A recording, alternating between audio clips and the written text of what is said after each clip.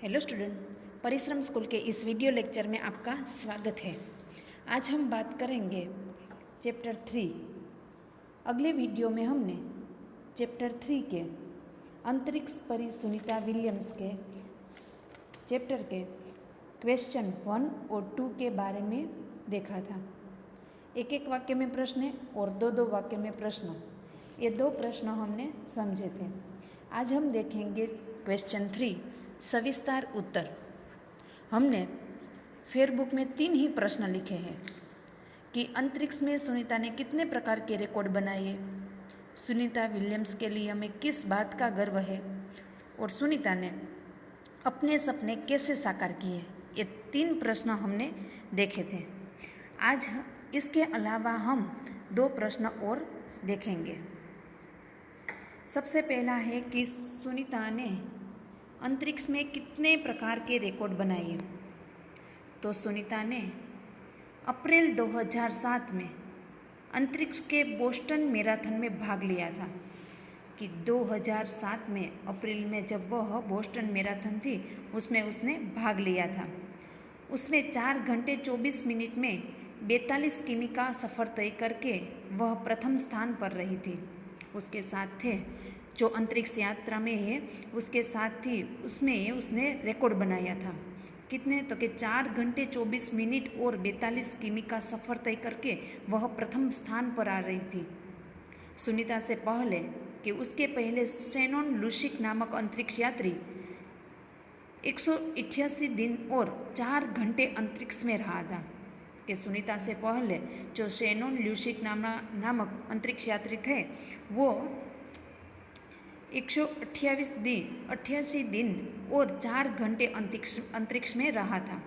सुनीता ने अंतरिक्ष में उससे 6 दिन 14 घंटे अधिक समय तक कर ल्यूसिक का रिकॉर्ड तोड़ा।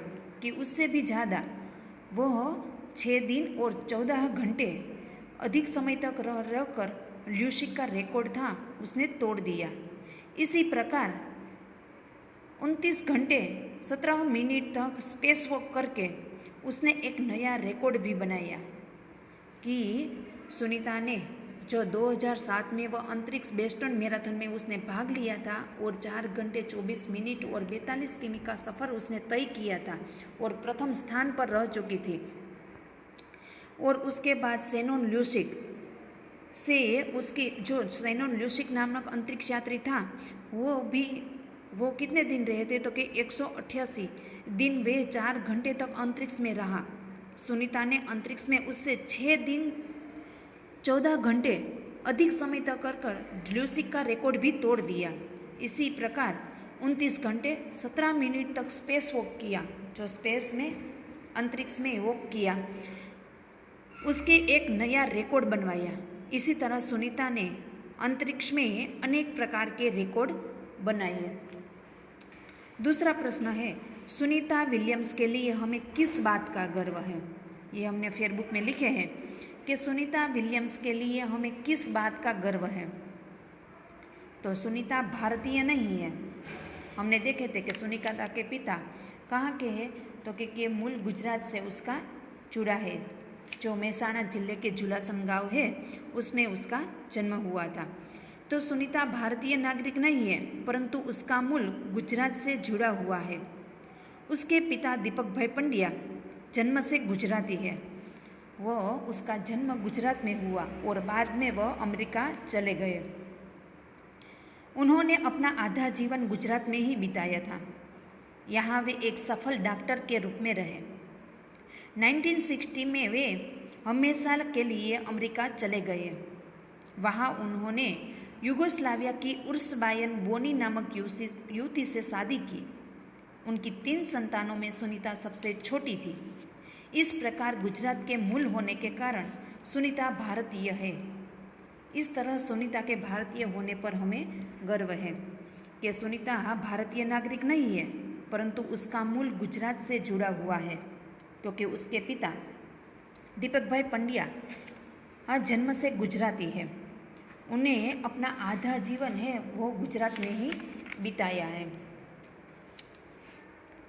और बाद में वह एक सफल यहाँ पर वह गुजरात में वे एक सफल डॉक्टर के रूप में थे, किंतु 1960 यानी कि 1916 में वे हमेशा के लिए अमेरिका चले गए। वहाँ उन्होंने युगोस्लाविया की उर्सबायन बोनी नामक युवती से शादी की और उनकी 3 संतानों थी। कौन कौन? तो के सुनीता, इन 3 संतानों में सुनीता सबसे छोटी थी। और इस प्रकार गुजरात के मूल होने के कारण सुनीता 3 संतान थी। कौन? कि जय, दीना और सुनीता, उसकी 3 संतान, क्योंकि वे सफल डॉक्टर के रूप में रहे और 1960 ने 1960 में वे हमेशा के लिए अमेरिका चले गए और वहाँ उन्होंने युगोस्लाविया की उर्सबायन बोनी नामक युवती से शादी की। उनकी 3 संतान थी, जय, दीना और सुनीता। इन तीनों संतानों में सुनीता सबसे छोटी थी। इस प्रकार गुजरात के मूल होने के कारण सुनीता भारतीय है, इस बात का हमें गर्व है। तीसरा प्रश्न है, सुनीता ने अपने सपने कैसे साकार किए? सुनीता ने अपने सपने कैसे साकार किए? तो अंतरिक्ष में जाने की, उसका उत्तर है कि अंतरिक्ष में जाने की सुनीता की तीव्र इच्छा थी। इसीलिए पायलट बनने के बाद वह नासा जाने में सफल हुई। हमने देखे थे कि हम अभी से ही अपना लक्ष्य यानी कि ध्येय निश्चित कर लेता है कि आखिर हमें बनना क्या है। तो सुनीता जब छोटी थी तभी से उसकी तीव्र इच्छा थी कि वह अंतरिक्ष यात्री ही बने, पूरा स्पेस देखे। इसीलिए पायलट बनने के बाद वह नासा जाने के लिए सफल हुई। उसका लक्ष्य था, उसमें उसे आगे बढ़ना था और नासा जाने में वह सफल हुई। वहाँ उन्होंने कड़ा प्रशिक्षण दिया। अंतरिक्ष कार्यक्रम तथा अंतरिक्ष यान आदि के बारे में जानकारी पाने के लिए उन्होंने रूस में भी रहना पड़ा, क्योंकि अंतरिक्ष यान उन्होंने वहाँ कड़ा प्रशिक्षण दिया। अंतरिक्ष कार्यक्रम तथा अंतरिक्ष यान दोनों के आदि के बारे में जानकारी पाने के लिए उन्होंने रूस में भी रहना पड़ा। क्या कहता है कि ये पूरी की पूरी जानकारी के लिए उसे रूस में भी रहना पड़ा। पूरी तैयारी के लिए वे 9 दिन पानी में भी रहे। वहाँ उसे प्रशिक्षण करना था, इसीलिए वह पानी में भी रही। उसका पूरा प्रशिक्षण 8 साल में खत्म हुआ। उसका जो पूरा है प्रशिक्षण, वो कितने साल लगे? तो कि 8 साल लगे उसे वो देखने में और वहाँ पर परिस्थिति जानने पर पूरा 8 साल लगा। इसके बाद वह डिस्कवरी मिशन में शामिल हो गई। उसके बाद वह डिस्कवरी मिशन था, उसमें शामिल हुई। 10 दिसंबर 2007 को अटलांटिस अंतरिक्ष यान से स्पेस स्टेशन पहुंची।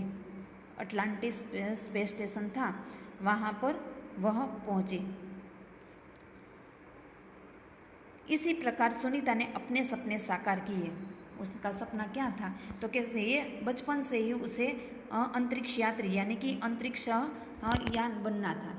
इसीलिए वह पायलट बनने के बाद वह नासा जाने में सफल हुई। वहाँ उन्होंने प्रशिक्षण किया कि अंतरिक्ष यात्री में कैसे कैसे वहाँ कैसे रहेंगे, उसका पूरा रिसर्च किया। प्रशिक्षण यानी कि विशेष प्रकार की शिक्षा, जो प्रशिक्षण होता है उसे कहते हैं कि उसे विशेष प्रकार की शिक्षा दी गई कि अंतरिक्ष कार्यक्रम तथा अंतरिक्ष यान आदि के बारे में उसे जानकारी प्राप्त की। और उसके बाद वह उसे जानकारी पाने के लिए उसे रूस में भी रहना पड़ा और उसकी रूस में रहना पड़ा और पूरी तैयारी के लिए वह 9 दिन तक पानी में भी रही। उनका पूरा प्रशिक्षण यानी कि उसकी तालीम थी वो 8 साल में ख़त्म हुई। उसके बाद वह डिस्कवरी मिशन में शामिल हो गई और डिस्कवरी मिशन में शामिल होने के बाद 10 दिसंबर 2007 को अटलांटिक्स अंतरिक्ष यान से स्पेस स्टेशन पहुंची। कि उसके बाद वह इतना कार्यक्रम पूरा होने के बाद वह कहाँ पर पहुंची? तो कि स्पेस स्टेशन पहुंची। और अगला प्रश्न है कि महिलाएं विभिन्न क्षेत्रों में देश का नाम रोशन कर सकती है, इसके बारे में आपका क्या मत है? कि महिला है, आज हर क्षेत्र में उसका, हम अगले वीडियो में हमने देखा था कि आज महिलाएं पुरुषों के साथ कंधे से कंधा मिलाकर कोई भी काम हो या भी कोई भी पोस्ट हो उसमें पुरुषों के साथ बराबरी करके आगे बढ़ रही है। तो कि विभिन्न क्षेत्रों में आज मैं देश का जो कोई भी क्षेत्र हो उसमें ये महिलाओं ने कदम रख दिया है कि उसके बारे में आप क्या कह सकते हो। तो उसका उत्तर है कि बुद्धि, प्रतिभा और योग्यता पर केवल पुरुषों का ही अधिकार नहीं है। जो पुरुषों में बुद्धि है, प्रतिभा है और योग्यता है वो केवल पुरुषों में ही नहीं है और पुरुषों का ही उस पर अधिकार नहीं है। महिलाएं भी प्रत्येक क्षेत्र में अपना नाम उजागर कर सकती है, यानी कि अपना नाम कमा सकती है। आज वे ऊंचे से ऊंचे पदों पर आसीन है। कोई भी ऊंचा आसन हो या भी कोई भी ऊंची पोस्ट हो वहाँ पर महिलाओं ने कदम रख दिया है। आप देख सकते हैं कि कल्पना चावला और सुनीता विलियम्स की अवकाश में भी ये पूरा रिसर्च करके या भी पूरा का पूरा स्पेस देखकर वापस लौटी थी। तो क्या आज ऊंचे से ऊंचे पद पर महिलाओं ने अपना कदम रख दिया है। इस समय श्रीमती प्रतिभा पाटिल भारत के राष्ट्रपति पद पर का गौरव बढ़ा रही है। कि आप देख सकते हैं कि आज राष्ट्रपति पद पर श्री प्रतिभा पाटिल भी है और उसका देश का गौरव बढ़ा रही है। इससे पहले श्रीमती इंदिरा गांधी भारत के प्रधानमंत्री के रूप में नाम कमा चुकी है। तो कि इसके पहले प्रतिभा पाटिल से पहले श्रीमती इंदिरा गांधी भी प्रधानमंत्री के पद पर अपना नाम कमा चुकी है। संगीत के क्षेत्र में लता मंगेशकर और आशा भोसले आज भी सारे विश्व में लोकप्रिय हैं। मेरा मत है कि पुरुषों की तरह महिलाएं भी प्रत्येक क्षेत्र में अपना नाम यानी कि भारत देश का नाम रोशन कर सकती है। तो कि आज पुरुषों की तरह महिलाएं भी हर क्षेत्र में अवकाश से लेकर संगीत तक या खेल से लेकर कोई भी काम, कुक में भी आज महिलाएं पुरुषों की बराबरी, पुरुषों के सामने कंधे से कंधा मिलाकर काम सकती है और पुरुष की बराबरी कर सकती है। तो कि हर क्षेत्र में राष्ट्रपति पद हो, प्रधानमंत्री हो और संगीत हो, कोई भी क्षेत्र में पुरुष के बराबरी महिलाएं कर सकती है और ऊंचे से ऊंचे पद पर वह स्थान पा सकती है। और अगला प्रश्न है कि आप बड़े होकर क्या बनना चाहते हो। ये अपने आप लिख सकते हो कि आखिर हम क्या बन सकते हैं। हमने देखे थे कि हम अभी से अपने लक्ष्य निर्धारित कर ले कि आखिर हमें बनना क्या है और उस क्षेत्र में हम आगे कैसे बढ़े। हर व्यक्ति के अंदर अलग अलग खूबी है और उस खूबी को हमें बाहर निकालना है कि आखिर हमें क्या कर सकते हैं। कोई अच्छा खिलाड़ी हो तो कोई अच्छा कुक है, कोई अच्छा संगीतकार है तो कोई अच्छा बैडमिंटन है, कोई अच्छा क्रिकेटर है। तो कि हर क्षेत्र में हर व्यक्ति के अंदर एक ना एक खूबी है, पर उस खूबी को हमें बाहर निकालना है कि आखिर हमें किस दिशा में आगे बढ़ना है। तो आप अपनी तरह लिख सकते हैं कि आखिर आपको बनना क्या है। कोई डॉक्टर बनना चाहता है तो कोई इंजीनियर बनना चाहता है, कोई बड़ा आर्टिस्ट बनना चाहता है। तो अपने हिसाब से आप क्या बनना चाहते हो उसे अपना आप लिख सकते हो कि हमें ये बड़े होकर क्या बनना है और क्यों। तो यहाँ पर लिखा है कि मैं बड़ा होकर डॉक्टर बनना चाहता हूँ। आज हमारे देश में बीमारियाँ बढ़ रही है। आप देख सकते हो कि आज कोरोना जैसी महामारी विश्व के सामने है और पूरी की पूरी दुनिया उसकी वैक्सीन ढूंढने में और उस की बीमारियों से कैसे लड़े उसके सामने कंधे से कंधा मिलाकर डॉक्टर चल रहे हैं और परेशान भी है। तो कि आज हमारे देश में बीमारियां बढ़ रही है और योग्य डॉक्टरों की कमी भी है। आज इतनी कोरोना महामारी में डॉक्टरों की कमी पड़ रही है। इतनी बड़ी अस्पताल आज राजकोट में तो आप देख सकते हो कि कितना बड़ा भयंकर परिस्थिति और भयंकर ये रोग ने एक स्वरूप ले लिया है। तो कि उसमें ये कई अस्पताल भी पैक है, डॉक्टरों की भी कमी हो रही है, ऑक्सीजन की कमी है, हमें ये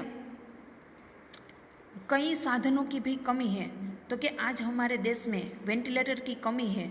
आज कितनी भी हॉस्पिटल कोविड-19 के नाम से खुली हुई है, तो क्या आज हमारे देश में बीमारियां बढ़ रही है और योग्य डॉक्टर की कमी है। जो डॉक्टर योग्य है उनकी फीस सुनकर बीमारी और बढ़ जाती है। तो कि इसकी फ़ीस भी कई लोगों के पास उसकी फ़ीस चुकाने में उसकी जो इलाज है उसका इलाज नहीं करवा सकते बीमारी का, तो कि उसकी फ़ीस सुनकर कई लोग उसकी बीमारी भी और भी बढ़ जाती है। गाँवों के गरीब मरीजों को अपने मकान और ज़मीन बेचकर शहर के अस्पताल में अपना इलाज करवाना पड़ता है। मैं एक कुशल और योग्य डॉक्टर बनकर उचित फीस में ऐसे मरीजों का इलाज करना चाहता हूँ। डॉक्टर के पैसे में कमाई के साथ लोगों की सेवा का अवसर भी मिलता है, इसीलिए मैं डॉक्टर बनना चाहता हूँ। यहाँ पर लिखा है कि मैं डॉक्टर बनना चाहता हूँ, परंतु कई डॉक्टर ऐसे होते हैं कि उसे बीमारी कई गरीब लोगों के पास उसकी बीमारी का इलाज करवाने के जितना पैसा नहीं होता और गांव के ये जो ज़मीन है मकान है वो बेचकर भी अपना इलाज करवाना चाहते हैं, परंतु इसका इलाज नहीं करवा सकते। मैं एक ऐसा डॉक्टर बनना चाहता हूँ कि उसकी फ़ीस में मरीजों का इलाज करना चाहता हूँ, फीस के बिना उसके उचित फीस ले हूँ, कम से कम लोगों को मैं इलाज करवा सकता हूँ। डॉक्टर के पैसे में कमाई के साथ लोगों की सेवा भी जुड़ी है। जो कोई अच्छा गहरी बीमारी हो और अच्छा होकर अस्पताल से वापस आता है तो उसकी दुआएं भी डॉक्टर को मिलती है, तो कि मैं उसके लोगों की सेवा का अवसर भी लेना चाहता हूँ, इसीलिए मुझे डॉक्टर बनना है। ये था हमने एक वाक्य में प्रश्न देखे, दो वाक्य में प्रश्न देखे और सविस्तार क्वेश्चन देखे जो हमने ऑलरेडी फेसबुक में लिखे हैं। Thank you.